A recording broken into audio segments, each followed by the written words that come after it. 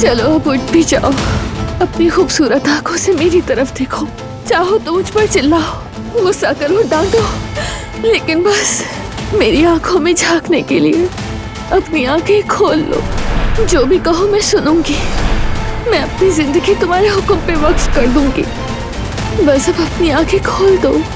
हालत नाजुक है, खून बहना नहीं रुक रहा। इनकी जान को अब तक खतरा है डॉक्टर। अगर यूं ही चलता रहा तो हम मरीज को खो सकते हैं।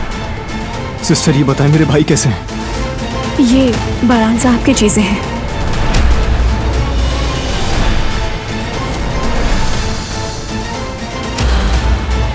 मुझे छोड़कर नहीं जा सकती।